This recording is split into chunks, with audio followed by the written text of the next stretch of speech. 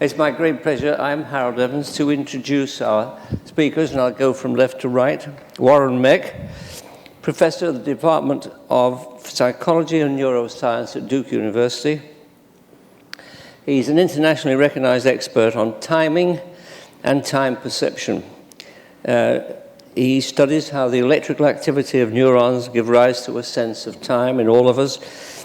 He also researches time processing in patients with Parkinson's disease and schizophrenia, as well as the effect of taking drugs like marijuana. It's Warren Meck. Thank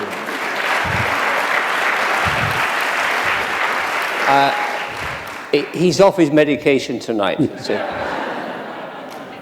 Oliver Sacks, everybody knows Oliver Sacks, the neurologist. He spent a lifetime exploring a vast array of human experience, from Tourette's syndrome and autism to phantom syndrome and also schizophrenia. And his many best-selling books include Uncle Tungsten, The Man Who Mistook His Wife for a Hat, and, of course, Awakenings, which became an acclaimed film. Professor Sacks is Professor of Neurology and Psychiatry at Columbia University Medical Center, and his writings appear regularly in the New Yorker and the New York Review of Books.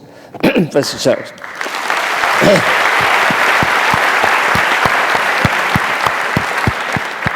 Daniel Gilbert on my left is the Professor of Psychology at Harvard University. His research focuses on prospection. We'll hear about that, the ability to imagine oneself in the future, and the mistakes people make when they attempt to predict their own hedonic, that means pleasurable reactions to future events. He is the Professor of Psychology at Harvard University and author of the wonderful book called Stumbling on Happiness. Professor.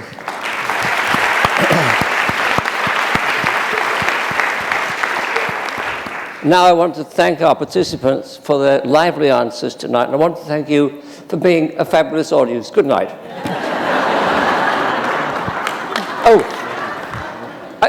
Take your seats. Thank you also for being with us in an experiment in what we call collapsed time. and I've arranged for a live video. This is to come on, so these gentlemen have given the consent forms to be videoed and appear, and you can take a seat again now. So just imagine they're real. And in fact, of course, you've just lived in a moment of what William James, the great American writer, called specious time. How do you think about time? You all experience it. Time past, time present, time future, time lost, time discovered, kill time, save time, waste time. Well, is there such a thing as the specious present in time? I mean, can we actually say, or has it vanished as soon as I said it? Has time vanished? Has it gone? Is there such a thing? Can you freeze time? Will you freeze time for me now? I can't, but some of my patients got frozen in time. One of the patients I describe in Awakenings would get totally frozen, and on one occasion I was called because there was a flood in the bathroom on the floor where my patients were. I found this patient knee-deep in water and absolutely motionless. And I touched her, and she jumped. And I said, "What happened?" She said that she had started to run a bath, and there was an inch of water in the bath, and then I touched her. So for her, there had been no elapsed time between the inch of water in the bath and the flood. And that was a real moment of specious time. She was stuck in that moment. Do you accept this story? Well, we should probably tell the audience that this is the first time any of us had met, so we're all trying to normalize to each other. That's quite true. That's quite true. And we're trying to adjust to our own time zones, I think. Right. And so Oliver and I even tried wearing the same jacket, but we didn't quite get it perfect yet. But no, I think it's an interesting question that his patients can be stuck in time or frozen in time. because it brings up the issue that the earlier presentations that have been going on this week with physics about what's the quantal unit of time. And that might actually differ among different individuals and different patient populations. And so I've been trying to get, Oliver to admit that the quantal unit of time might differ, whether he was medicating me with hashish that he promised or the methamphetamine. Right. I'd be happy so I'm now under Oliver's care because, as you know, he's still a licensed physician. So we're using me as the guinea pig for this evening. So just time. Warren referred to the quantum of time, and I want to come back to this because is time the same for all of us, despite this patient? Is it the same? I mean, are my minutes the same as yours? Well, nobody knows the answer to that, but the first question, I think, is the one Warren brings up, is why we don't have 3 physicists here to talk about time. I mean, after all, time is part of the fabric of the universe, so why do we have a psychologist and a neurobiologist and a neurologist talking about time? And I think the answer you hinted at in your question about William James's notion of the specious present. William James said was, this moment, this now, is a fabrication and a construction. The future is real, the past is real, but now is something that the human brain creates. And you can prove this to yourself very easily. Just remember a little high school geometry. Take a timeline that runs from the past to the future and bisect it. 100% of the points are on either side of the line. There are no points on the bisecting line. That bisecting line is now. Where the waves meet the sand, there are 2 things, water and sand. There's not a third thing called the line between them. But we all experience that bisected line as a moment called now. And the big mystery, and one that people like Warren and Oliver have thought a great deal more about than I have, is how the brain pulls these moments of past and future together and turns them into what we all feel like is the present. Do you feel that now, folks? Can you feel your brains working overtime to create the present here? Well, how is it? Just Oliver, you've written somewhere about the fact that the increments of things we see in a moment of time could change, the speed of them can change. I mean, I don't quite understand that. Theoretically, anyway. Well, certainly, William James thought they could change theoretically depending on how many events one could perceive in a second. How many events? By that you mean anything at all? Like I see that spotlight, whatever it may. And it doesn't have to be a theatre or a concert, just anything. Or it could be flashes of light. In H.G. Wells deals with this in a fictional way in The Time Machine and in stories he writes where he imagines that people can be accelerated and then they will move with great speed through the world and the world will seem to be almost frozen or in slow motion, and vice versa. And I've seen something similar, I think, in some of my patients who may overlap with yours. In particular, people with Tourette's syndrome who make sudden movements and sometimes sudden noises can be very accelerated, so accelerated that they can easily catch a fly in midair. Can they really do that? They can really do it. And if you ask them, they don't feel that they are very fast. They feel the flies are rather slow. and that so are the rest of us. And again, if I can quote... Wait a minute, so they're fast, but the time is the same, but they're just speedier. They do more. Okay. And experience more in a particular time. William James wrote in an allied context, he said, monkeys, these people, seem to us, whilst we seem to them, reptilian. Now, the term reptilian, a rather unpleasant word, is sometimes used for the relative lack or slowness of facial expression and of movement generally in people with Parkinsonism. And Parkinsonism is almost physiologically the opposite of Tourette's. Both of these depend on what Warren has been looking at, the amount of a transmitter called dopamine in the brain. So people with Parkinsonism may move very slowly and feel that the rest of us and that clocks are going rather fast. Have you been looking at DOPA? Well, we look at the neurotransmitter dopamine. Yeah. L-DOPA is one of the metabolites, or precursors of, that he gives his patients. So in the book and the film Awakenings, Oliver had this insight of giving his patients who had been frozen for quite some time. Dopamine, isn't it? Well, he gave them L-DOPA in order to increase the synthesis of dopamine. What does it do? What does it do in the brain? Would you like to tell them, or should I? Well, either. I mean, roughly speaking, dopamine is needed for movement, either physical or mental. But you can put it much more accurately. So a way to think about it, and I want to bring Dan into the conversation, is that dopamine's both involved in motor systems and reward systems, and I think in timing and time perception. And so when you're projecting into the future, which is a large topic that Dan's very interested in, you want to project to earn that dopamine, that you want to earn those rewards. Whereas when Oliver is talking about his patients, he would like them to simply initiate some motor pattern or some behavior.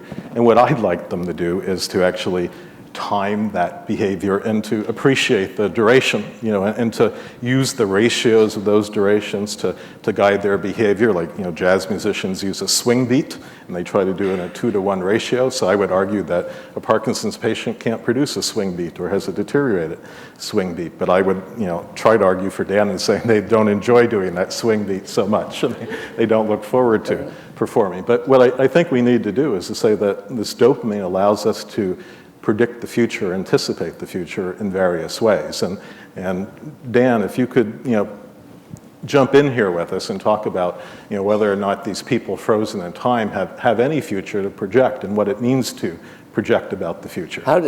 You've written a lot about this. How do we look at the future? You've already told us there's no present. We've got a past. so tell us about the future. Well, there is no present, so why do we even have a past? The reason is so that we can build future in our minds. The philosopher Dan Dennett has a phrase I like very much. He says, the brain is an anticipation machine. If there were no future for you to be moving into, you wouldn't need to have a brain. You wouldn't need to remember anything about what's gone before. The whole reason we have to collect memories of experiences we've had is so that we can use them to construct representations or simulations of what's to come. Human beings are amazingly good at this. All animals learn from trial and error. We are the animal that can learn from errors we've never made. Right? There's no liver ice cream, and it's not because Ben and Jerry whipped some up and went, yuck. You just close your eyes, you go, bad idea. That's actually an amazing ability to close your eyes, simulate an experience, and say, bad idea. That's not a future I want to go into. And we're the animal that can do that splendidly. Wait a minute. But we do make mistakes. But how do you know the animals can't do it? No, I said we're the only... what did I say? No, but whatever you said, I'm twisting it. Yes, I hope I didn't say... Know, when you said we're the only ones who can do it, how do we know animals can't do this? Well, what we're quite sure of is we're the only ones who do it as well as we do it. Now, can we be sure that a chimpanzee can't think about the far future? We can't be sure. Because we can never be sure. There's a basic problem in animal cognition. We can't ever be sure what an animal is thinking. Truly, the philosophers in the audience would tell you, I can't even be sure what you're thinking. I'm glad. That's the problem of other minds. But animals do many things that look a lot like prospection. They look like they're anticipating. What's very clear is they're not anticipating next year, right? Chimps aren't going, when I retire, I'm moving to Boca. Or, better not eat a taffy apple, I'll look fat in shorts next summer. The chimp may say, if I move my hand this way, the water bottle, I'll reach it. But the chimp is not anticipating the far future, or as Warren points out, multiple futures. And that may actually be the thing we do uniquely well. Yeah, that was something we were all talking about in the green room, and that a difference between humans and other animals might simply be, can I get over the next hurdle? And so anticipating rewards and outcomes, maybe an animal can only think about the next one, whereas Dan and I can probably think about the next 2 or 3, and you and Oliver can probably think about 4 or 5 or 6 or 7 of those, right? But in terms, when you're this stumbling on happiness, doesn't it make us miserable? This ability to try and create the future from the past? I mean, I'm worrying all the time about the future. Well, all gifts come at a price, don't they? Yeah. This one has a cost, which is, yes, you can dread futures. But you can also look forward to them with there's many things in life that are better contemplated than consummated, right? I mean, once doing them is nice, but thinking about them for weeks beforehand is even a greater pleasure. Yes. So it goes both ways, yes. Perhaps you could name a few. I was going to say pass lightly over that, I think. Oliver, what do you make of this building the future from the cognitions of the past? I think there's a very good example of this in people who have become amnesic and who have lost their memory of events in the past, and they are unable to imagine events in the future. So their imagination, the future, has hit as much as the past with them. Although there's one thing you say which I would sort of invert, although I suspect we may mean the same. You say there's no present, there's only past and future. I would say there's only the present, there's no past or future, except insofar as we construct it. And I think finally we're both thinking the same. No, I think we're saying the opposite thing, actually. Which probably makes me wrong to disagree with you. But, I mean, of course, that's what we all think. The present is real. Here we are in this moment. The future hasn't happened. This is imaginary. Remember, you're an imagination of mine. I'm projecting you here. You don't exist. We collapsed you years ago. Before the start of the show. Dude, I'm getting tripped out here. And okay. You're scaring me. You continue. Continue. Only the present is psychologically real. But physically, only the future and the past are real. And that's the big distinction. That's what makes the present the odd person out in that trio. It's a construction of the brain. The future and the past are they're part of the nature of the universe. We take a little bit of each, pour them together, and make a thing we call now. But where is now? I'll say a word. Dog. At what point was I saying it rather than you already heard it, right? As you hear me saying it, it's quickly going into the past. And if you keep trying to catch the now, it's like trying to catch a reflection in the mirror. But you're using a physicalist model for the mind, and I'm not sure that works. Say more. To come back for a second to amnesiacs, they can live very vividly in the present. And in a sense, they only have the present because they don't have any recollection or imagination, although the present for them depends on action and not on events. So if they are in the middle, so an amnesiac does not lose his skills. An amnesiac can be a brilliant musician or actor. And while he is making music or acting, he is in the present. And he has nothing else.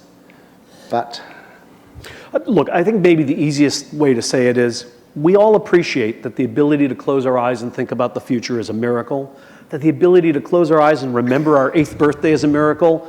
William James was just pointing out that now is also a miracle. Oh, indeed. Yeah. Right. What did you say, Warren? Now we agree. Where do you stand between these two giants?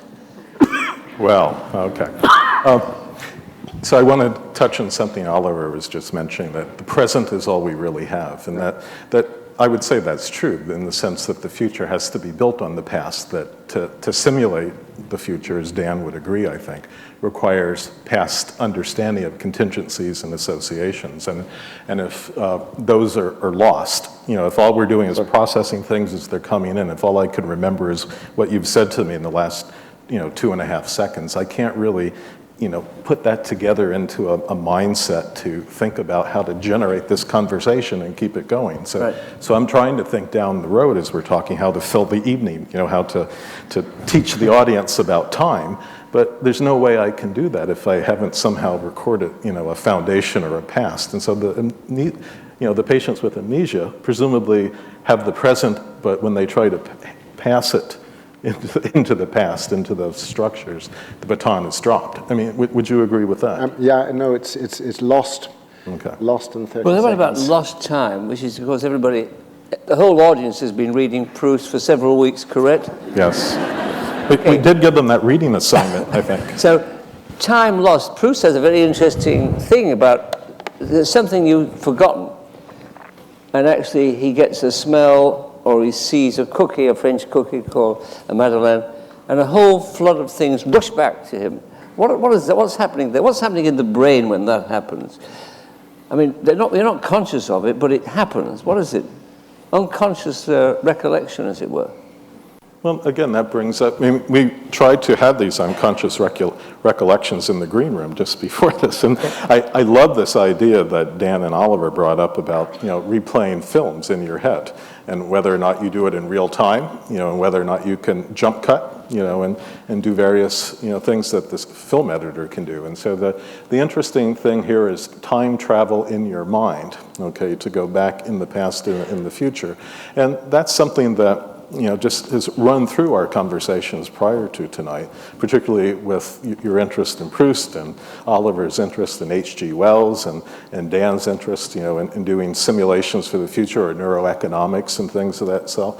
I mean, even in this concept in social psychology of an ideal self, you have to take a representation of what you would like to be in the future and compare it with what you are now. So again, this idea of contrasting the future and the present and the past is what time is all about, and that's why I love the examples that Oliver was giving us about people being stuck or frozen in time, or time stands still for them in that sense, because there are a number of things that Oliver's written about in his books and his New Yorker articles that most of us can never appreciate or experience, because I don't know any way that we can freeze time. But don't we all experience frozen time? You're in delta sleep, right? You look at the clock.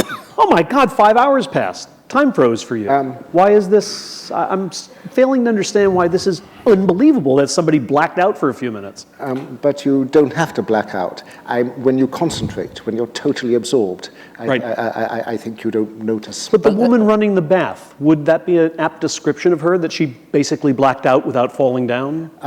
In a sense, I mean, a much commoner example of this are people who have petit mal epilepsy. They don't fall down, but there is a mental blank or an unconsciousness for maybe 2 or 3 seconds, so that, for example, in the middle of a sentence, there will be a gap, and they will continue with the next word, or possibly even with the next syllable of the same word, and with no consciousness that this has happened. Let me just ask you, I want to get back to this concept of time. This is what we're talking about, right? Okay. We were a few minutes ago, anyway. I'm getting worried about. I'm getting worried about my own memory. Now, does a child see time like I see it? And why is it, as I've got older, which you may have noticed, why is it that I've got older, time seems to be rushing like a bloody express train? Why is that? I mean, and why? Actually, I often think I'm glad when I'm bored. Time's just a minute. I'm going to kill time. Am I living longer or better or happier when I've delayed this time? I mean, how can your theories and all your work and your honest help me to be happier?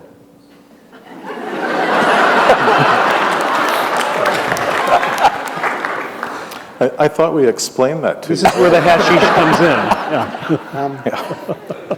No, but seriously, we talk about killing time. It is a fact.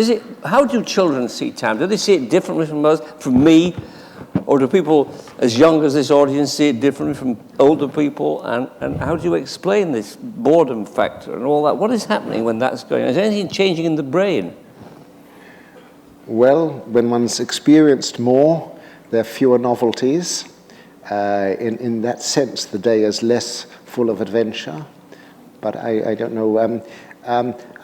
But I think even at our age, when one has an exciting day, then it's, it has the richness of childhood.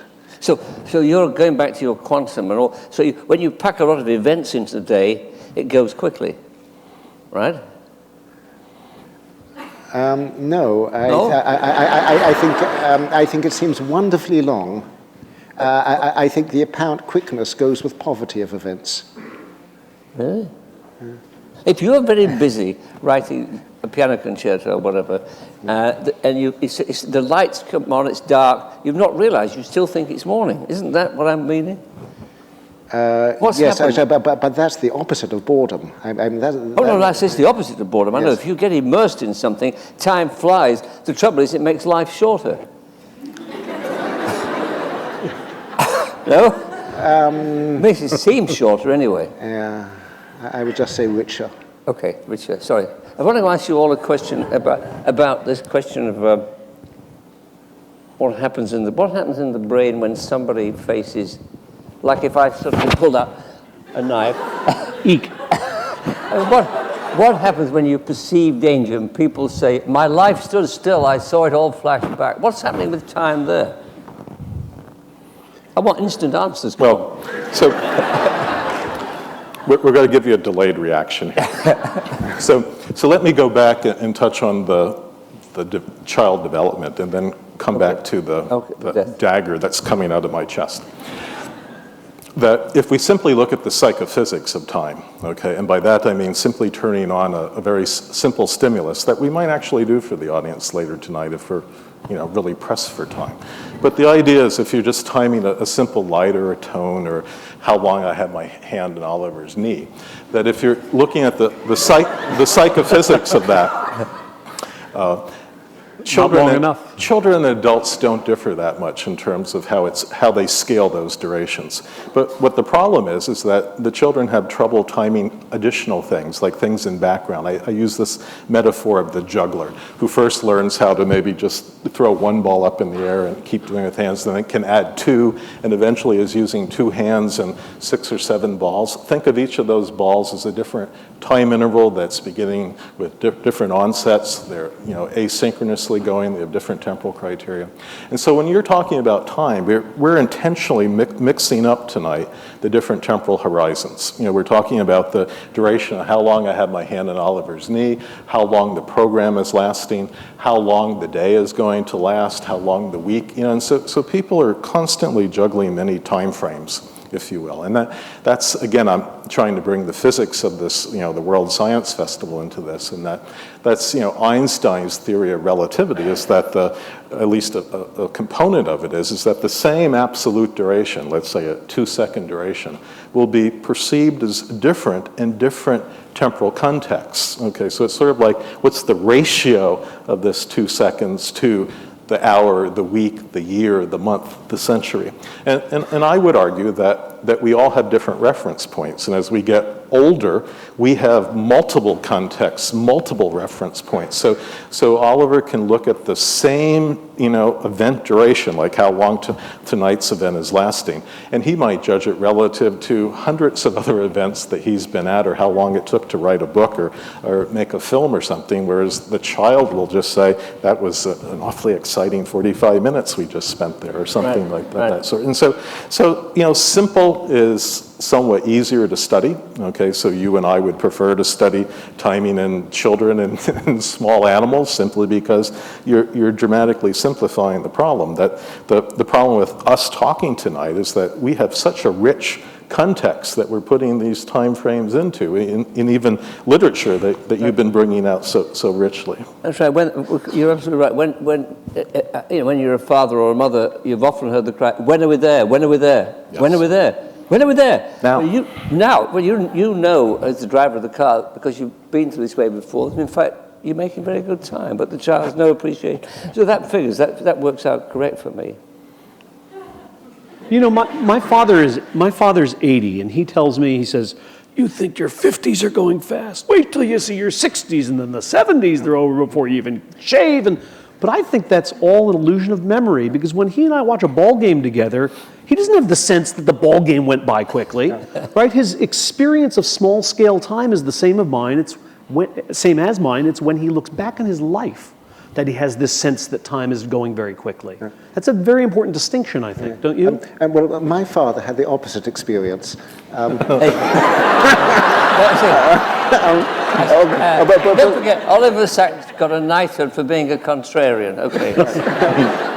Because when he was in his 80s, he said he had a greater sense of leisure and time than he had ever had in his life. And he enjoyed it greatly. But I would agree with him. As I've got older at times. Yeah, my father can beat your father up. There's no. Now, what is the effect? We've mentioned one or two. What are the effects of introducing mind-altering drugs into this? Oh, we're back to the dagger now. I mean, You've mentioned dopamine, and you've experimented with various drugs. What is the result of those experiments? Can any of these drugs help us, other than the ordinary physical sense? Can they help us with this psychology? So you'd like to be helped.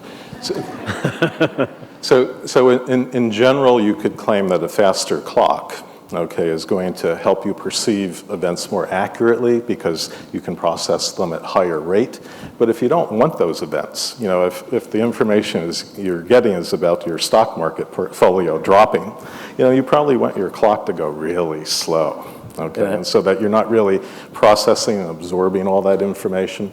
And so time perception can, you know, bias, you know, your enjoyment, if you will, of future projections, you know, this idea. And so Dan, I think, talks about, you know, savoring things that you're really looking forward to and trying to get away from those negative aversive things. And the problem is that under, you know, high arousal conditions, our time perception is going faster, and we're, you know, probably runs the fastest for aversive, very negative things. And so really what you want to do is that when you're in a negative situation, you really want to mellow out and calm down, as Oliver's trying to help me do tonight, you see. And so I want to perceive time as going at a nice pace. I don't want it going too fast, no matter how nervous or, you know, aroused I am. But it's more natural for me to want to be anxious under these conditions. It's been some anniversary of Charles Darwin. Has the survival of the fittest, have we inherited any different perceptions of time over time? Anything, if Darwin's right, we should have adapted the best characteristics and carried them into the next generation. Is there any evidence in evolution or whatever about how our perceptions of time or how understanding of time has changed? Are we more able to cope, or have we got acceleration sickness? We seem to have acceleration sickness today. I mean, everybody wants to do 10 things at once. Well, to follow the Darwinian theme, that at least, you know, the work of my colleagues and myself focuses on very primitive structures in the basal ganglia, you know, that are involved in time perception, because these are structures that also guide motor control. And the notion is the brain is there basically to move the body, and that you want to move the body in time, and you want to move it in rhythm, and you want to temporally structure and pattern your behavior. So the Darwinian notion in that sense is that if time's important, it would be embedded in very primitive components of the brain. And that's why, you know, Oliver and I probably look at Parkinsonian patients, because again, the basal ganglia, the motor systems may also be the seat of time, you know, this idea of time travel, you know, us moving through space and time. You know, again, if you want to look for the movement systems in the body, it's interesting that the basal ganglia that are designed to... What is this basal ganglia? Well, that's where we're going to get Oliver to just tell me, what is the explain. basal ganglia? What is this He's got one of them right here in his hand. No, seriously, I mean, forgive me, I don't understand. What is the basal ganglia? Well, there's some deep, ancient nuclei in the brain which are involved with timing and the planning of movement, and chemically they depend on this transmitter dopamine. And in something like Parkinsonism, there is damage to the basal ganglia, not enough dopamine, and the clock is slowed, and therefore these people, in a way, need to be accelerated a bit. And in something like Tourette's, the opposite happens. They need to be calmed down a bit. But I suppose the basal ganglia are, well, they have to do with sequence and tempo. How do they get damaged? They can get damaged by disease, damaged by injury, or just altered in function temporally by drugs. Mm-hmm. Well, let me just ask the audience. I'm going to give you a little test, actually. How long do you think we've been on this platform? Don't say too long. Okay, I'm going to give you a little test. What we're going to do, can we do this test?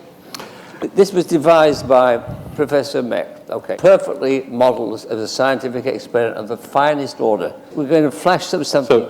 So should I introduce it? Okay. You introduce it. It's the Meck test. Oh my goodness. This is the finest Swiss watch that you're ever going to see.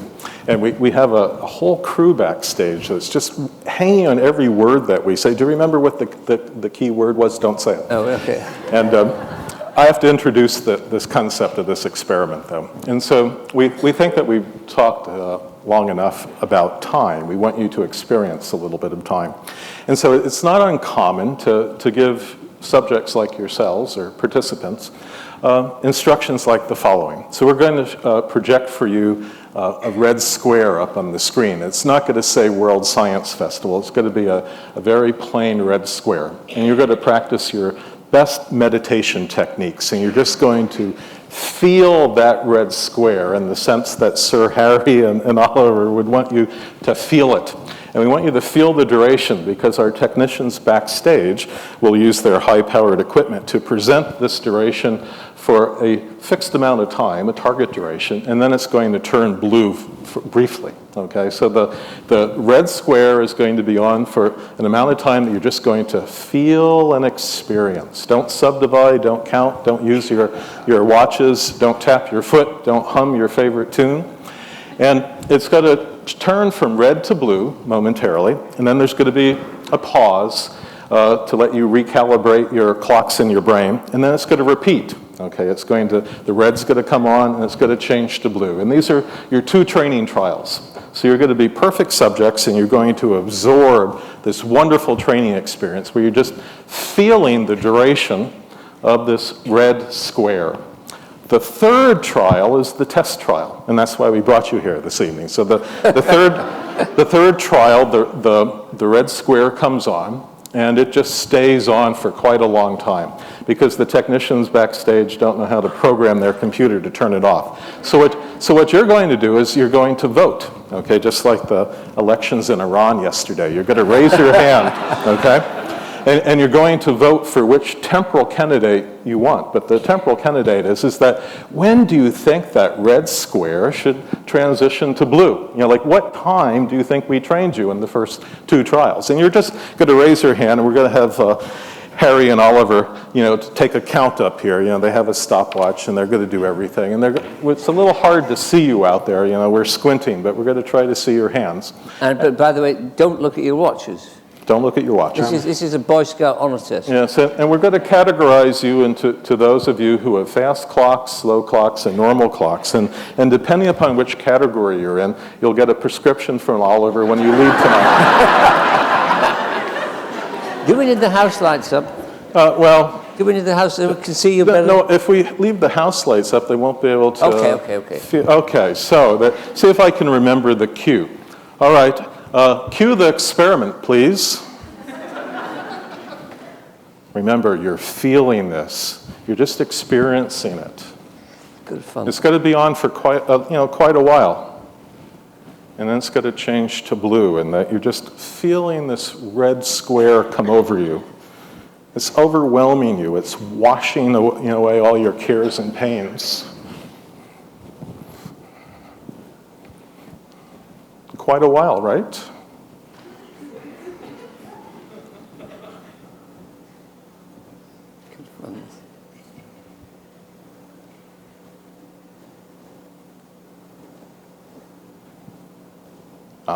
The relief.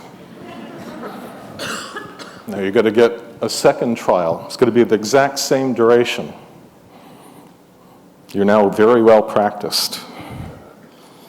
You're now beginning to appreciate the little white dots on the screen below the red square. You're hoping that something else happens other than just the red. You can look at this red square too if you like. Any red square will do.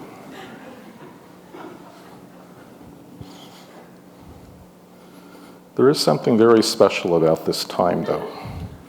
It's one of your birthdays, I believe.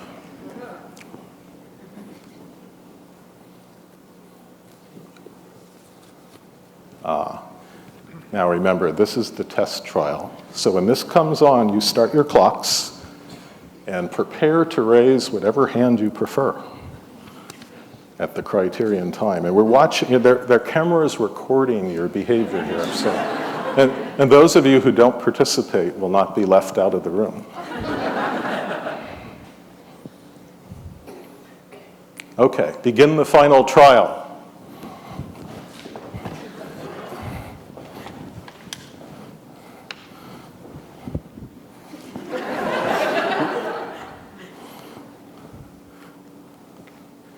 We tried to get Vanna White to help out with this, but she wasn't available.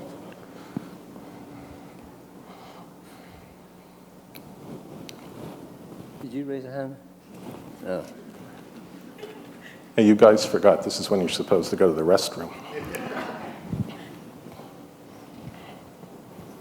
Hands are going up here. Make a note of that. Okay, you can put them down once you've put them up. Now, remember what you've done. Okay. I prefer if they just keep them up. Okay, keep them up, keep them up. Yeah.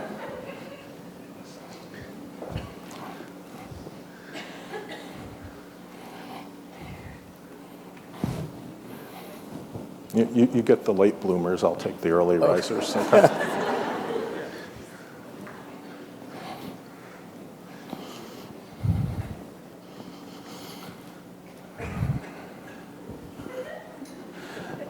Okay, so let me give you some feedback. So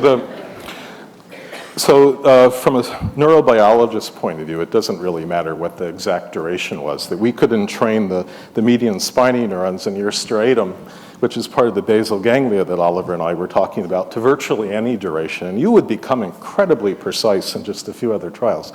But the duration was actually 40 seconds. Okay, and 40 seconds is about as long as any of us could hold our breath tonight, before the show. But the majority of you actually raised your hand a little too early, okay? The majority of you raised your hands between 30 and 35 seconds. And we had this idea that the younger people in the crowd, or those of you in methamphetamine, would be the ones raising their hands a little prematurely. And the ones that Oliver was interested in having a drink with would be those who were much later. And so we actually will play back the video. They have it backstage. And if any of you get tapped on the shoulder to join us for drinks afterwards, it's probably because your clocks were so slow, we don't think you'll even know who we were. Okay. But this is a type of test that is frequently used in our laboratories, and we usually use durations that are between 7 seconds and 21 seconds, and you have to use multiple durations to get at whether or not clocks are running faster or slower, or whether memory is encoding. But we were interested in whether or not this audience was really old or really young, and it must be that the thing they say about New Yorkers is true. They're all ahead of their time, right? What do you make of that?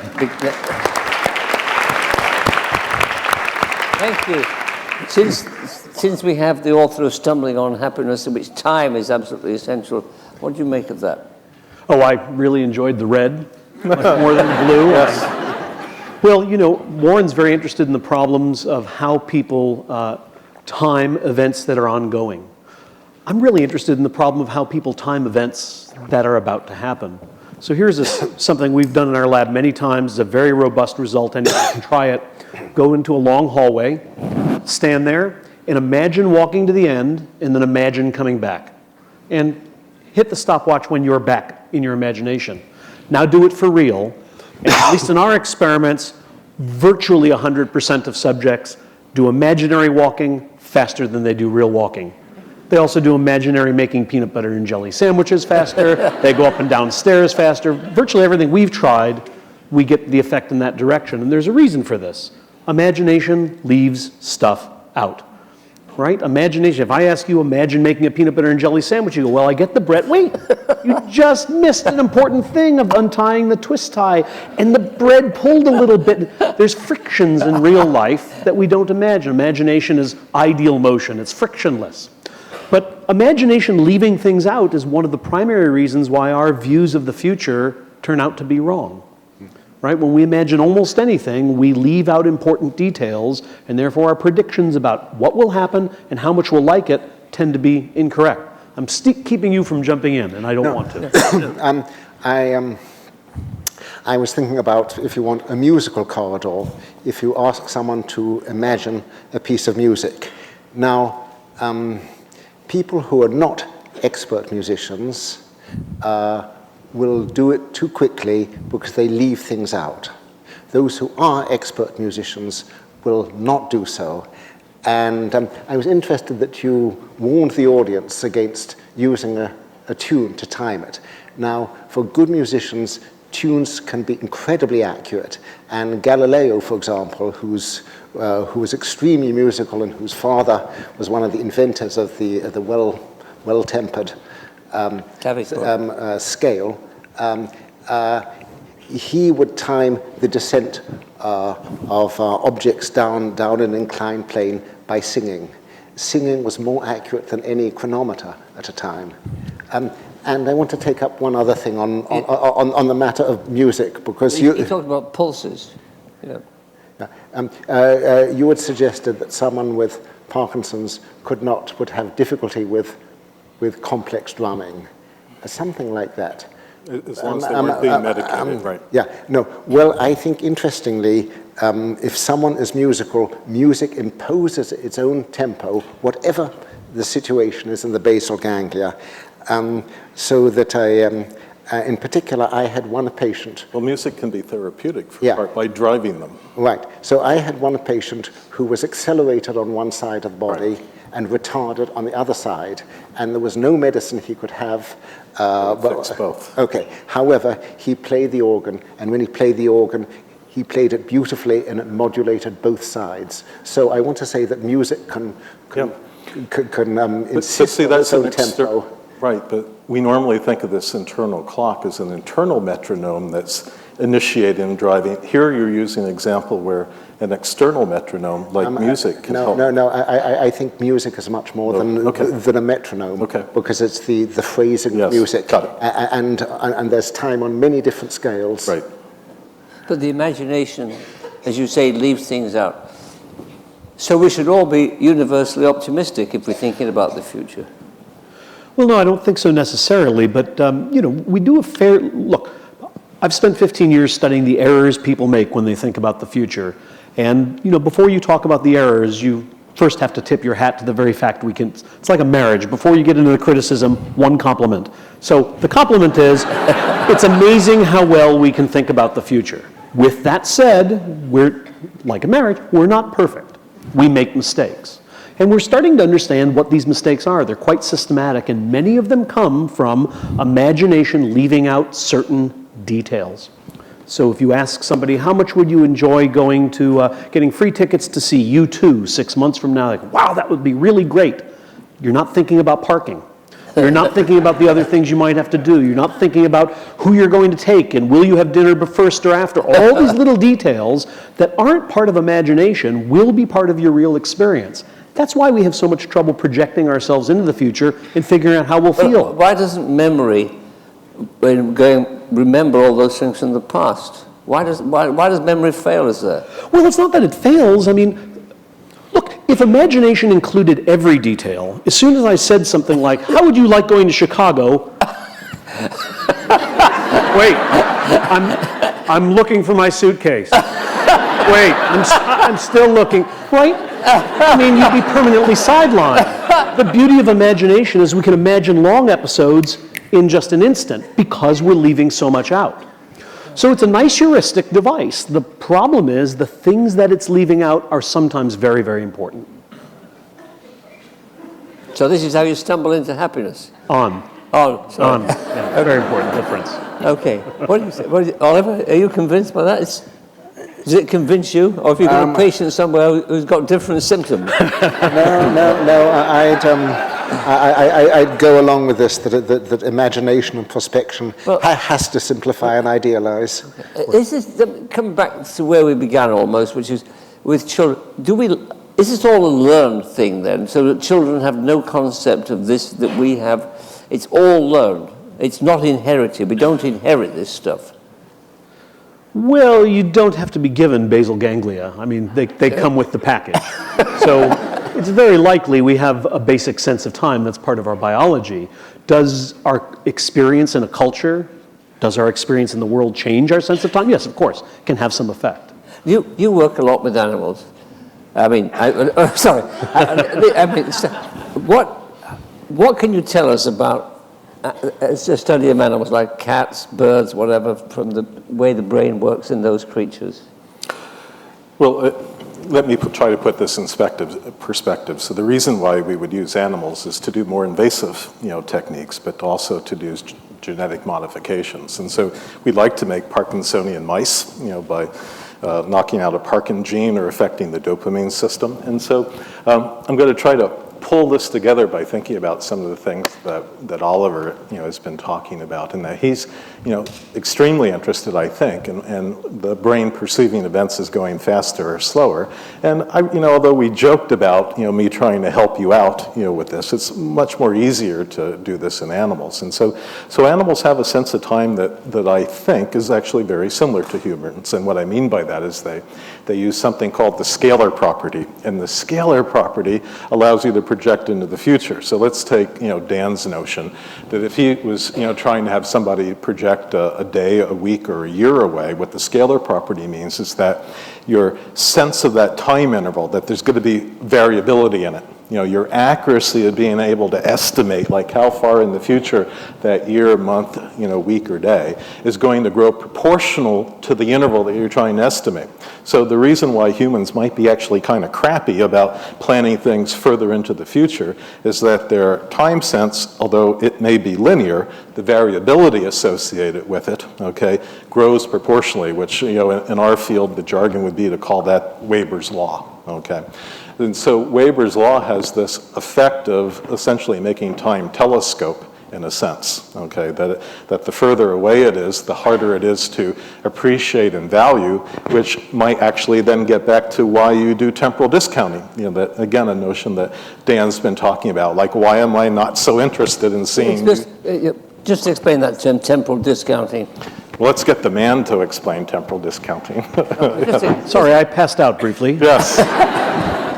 No, just when you use the phrase like temporal discounting, it may mean something to most of the people in the audience, but maybe one or two people who don't quite get it. It means there's a fire sale on time. What? A fire sale on time. Okay, what does it mean? Well, if I asked you what you would pay for me to give you a hamburger today, and you said $5, and I said, what if I gave it to you tomorrow? How much will you pay me right now? And you're guaranteed delivery. You might say, well, maybe $4.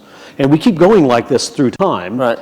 We see a very interesting, first of all, we see a decrease, but that the curve has a very particular shape. It's a hyperbole, which is to say it falls off really, really fast.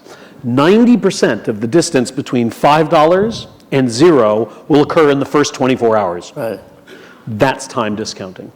Okay, well, what's that got to do what we're talking about? Well, so you asked me why to look at animals, and, right. And essentially we're asking, can you hold a charge? Can you stay really excited about that hamburger that you might get in half an hour versus tomorrow versus next week? And I would claim that basically you can't hold a charge. You're anticipating that event that's going to produce a certain amount of reward or enjoyment, but that decays over time, if you will, And you can project that in your head. You can project in your head how much your excitement over getting that hamburger is going to diminish over time. And that's where I want to bring in this Weber's law idea. Just spell that. What is it? Spell that word. Weber? W-A-V-E-R. W-E-B-E-R. A good German man. Okay. Yes. Weber's law. Okay. Weber's law. And so, to me, that's the crux, to ask whether or not temporal discounting occurs because of, of this aspect, this property of our time perception. And in animals, it's rather easy, to test this, in humans, you don't really know how much they want that hamburger or whether they want Dijon mustard on it or not, and how valuable So it's what do you going do to with be. an animal? What do you do?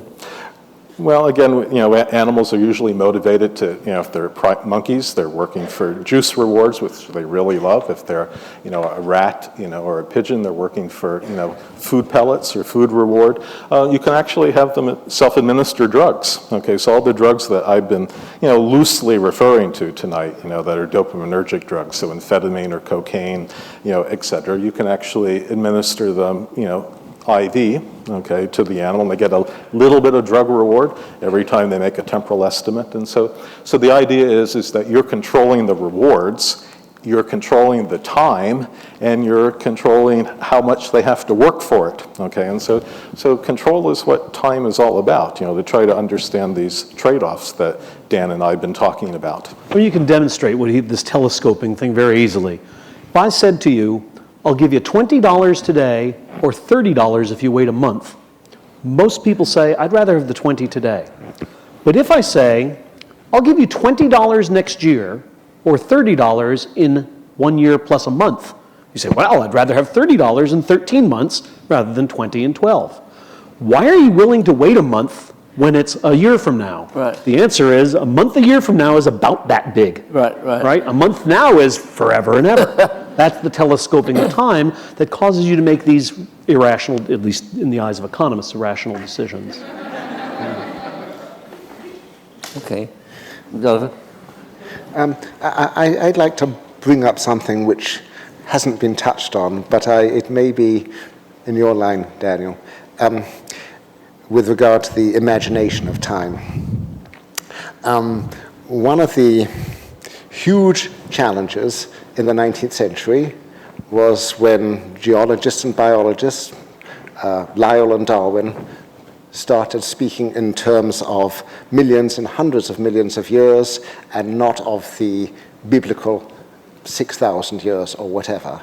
So these were times far beyond the human time scale or in a way anything one could experience. This is, have we any sort of way really of imagining deep time, as it's been called, magnitudes of this order, and is our inability or our difficulty doing so and imagining the power of billions of tiny incremental changes over huge periods, is this one of the reasons why something like evolution is so difficult to grasp and so resisted? Oh, I think so. I think the reason that people can't imagine how amino acids could have ended up wearing a suit is because they're imagining how could that happen in a month or a year or even 1,000.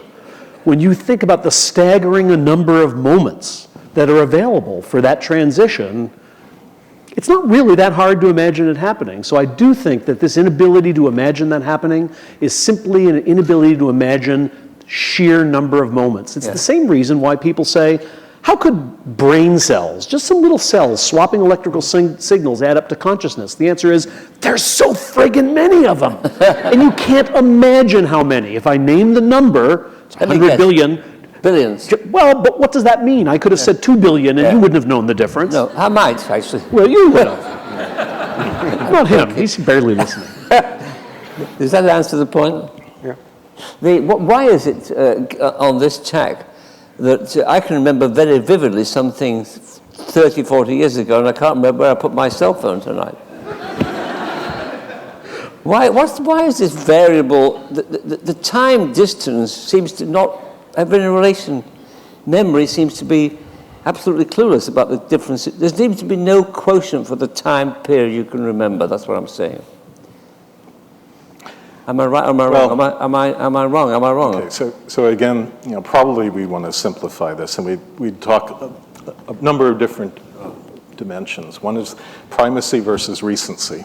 Okay, and so when you talk about memories formed a very long time ago, often we have multiple primacies at different stages of our life. So we have a primacy perhaps when we began high school, primacy when we begin college. There are dramatic transitions in our life that we tend to have clusterings of memories around those onset points. Okay, and so those onset points are in some sense are a primacy for different stages of our lives. Perhaps your marriage, perhaps having children, perhaps switching jobs.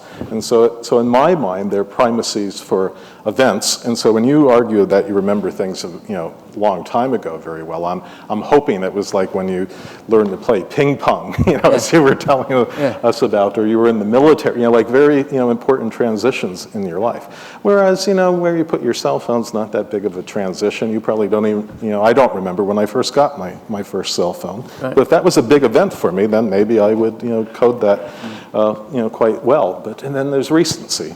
So recency is, also, so there's a nice curve, if you will, in memory. There are a number of, memory theorists. I'm not a memory theorist, but there are a number of them who believe there's a timestamp for every memory that we have, and there really is no forgetting that what there is interference. Okay, and so all I would need is actually an interference theory to try to explain, why you remember some things better than others. And in essence, my primacy model was getting at that a bit. Okay, right. But Gordon Brown in England, firmly believes that every memory we have has a timestamp to it. That's not the Gordon Brown, the Prime Minister. Well, it may soon be, yes. I just want to be clear about this. Yeah, he might be becoming a memory theorist. But in any event, the notion is that this allows you to produce temporal order in memory to structure things, and so they give other purposes for this internal clock that I study. I don't actually claim that the time perception I study stamps every single memory, but there are theorists who they can't get their memory models to work without doing that. So it's like when you take your digital photograph, it's got this little timestamp, associated with it. So again, if there are times of your lives that were particularly more important than others, your memories are going to cluster around those time points. But again, I'm constantly intrigued by some of Oliver's writings, particularly in the New Yorker article that the three of us read to sort of entrain upon, if you will, and that this idea that people can have their brains running at dramatically different speeds, either slower or faster. And I allowed myself to get trapped sort of like in a chess game here with Dan when he was saying, well, don't we all sort of experience, being frozen in time or time stopping? And I was going to say, well, yes, but I'm not sure any of us can dramatically speed up or slow down the way some of Oliver's patients have. But if some of Oliver's patients can, let's say we've got a wonderful, pleasurable moment and want to prolong it. If some of your patients can do that, could we not have some of that? I know, I'll have what she has. This comes up in, mystics would sometimes talk about the nunc stans, the eternal now, when some moment of communion or bliss is infinitely extended. Of course, in Faust, at the moment when it is said things are perfect right now, that is the point to die. That's right. Yeah. Well, yes, have we got? Is there a drug? I want to know if there's Is there any, look, I'm serious, about working on the brain. I think that drugs which are intensely rewarding are very dangerous because the intensity of the now and its pleasure will push everything else out of the mind, and this even in a rat, and it will cease to eat, to have sex, to do anything, and it'll go on, say, pressing a lever for its bliss until it dies. And I've seen very similar things in Las Vegas in the time with the one-armed bandits, and one would often see sort of elderly, ill, disabled people who should have been at home, who are up for 36 hours pulling this thing, Well, they're taking a point here, but they're past the experience. They've forgotten some of the stuff for the imagination for the future. They've forgotten the number of times it came up 2 lemons and a raspberry. Yeah. Right? That's right. That's what's happening. Yeah. We've explained everything. Now, just one serious point. Does any of this work you've been doing, you've been studying among your patients, or you with your neurons and time, does it give us any clues about dealing with some of the serious issues that people have in time and memory, like Alzheimer's? Well, that's an interesting question. That at least with Parkinson's patients, we would like to think that if we could improve their time, we're also going to improve their motor function.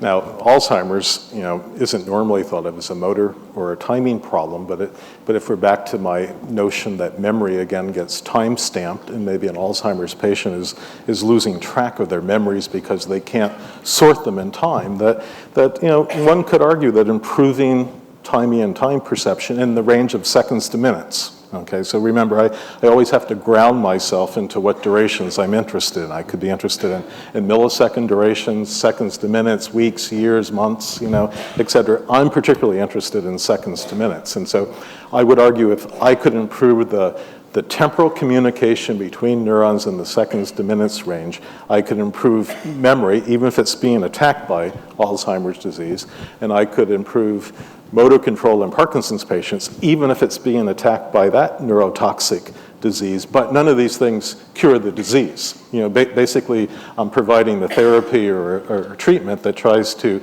treat the symptoms, but it isn't getting at the nature of the disease. But that's why these patient populations, and also schizophrenics, are particularly interesting for people who study timing and time perception.